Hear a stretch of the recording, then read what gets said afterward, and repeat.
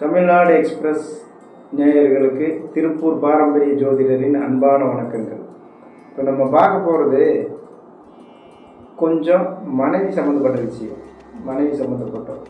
நம்மளுக்கு தெரிஞ்ச நிறையா ஜாதகர்கள் ஒரு முறை மனம் முடித்து அந்த மனைவி இறந்து, இரண்டாம் முறை மனம் முடித்து அந்த மனைவியும் இருந்து, மூன்றாம் முறை மனம் முடித்து அந்த மன வாழ்க்கையும் சரியில்லாமல் இருக்கக்கூடிய நிலைமையில் நம்ம நிறைய பேர்த்த பார்க்குறோம்.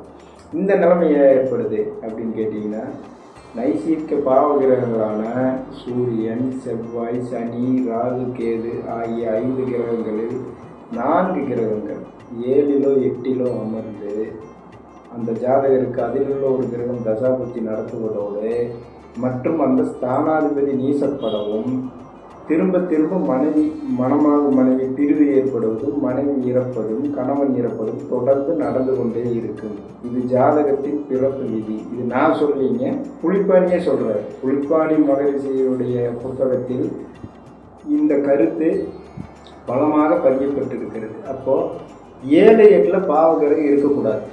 அதாவது கலஸ்தரஸ்தானமாகிய 7லும் கணவன் ஸ்தானமாகிய 8லும் பாவகிரகங்கள் இருப்பது இதை போன்ற அமைப்பை ஏற்படுத்தும். இதற்கு நிவர்த்தி இருக்கிறதா? ஏராளமான நிவர்த்தி இருக்கிறது.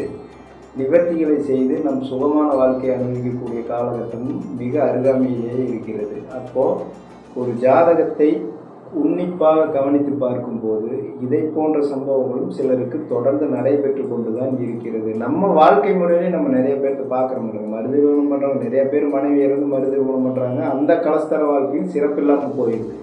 இதுக்கெல்லாம் காரணம் என்னன்னு கேட்டிங்கன்னா, பாவர்கள் 7, 8ல் அமர்ந்திருப்பது. அந்த மாதிரியான ஜாதகங்களுக்கு இதை போன்ற நிலை ஏற்படும். இதை நிவர்த்தி செய்யவும் வழி உண்டு. மேலும் இது சம்பந்தப்பட்ட கேள்விகளுக்கு தாராளமாக நீங்கள் என்னை அணுகலாம். எப்போதும் உங்களுக்கு பதில் தர காத்து கொண்டிருக்கிறேன். இப்படிக்கு திருப்பூர் பாரம்பரிய ஜோதிடர் வேல்முருகன். நன்றி, வணக்கம்.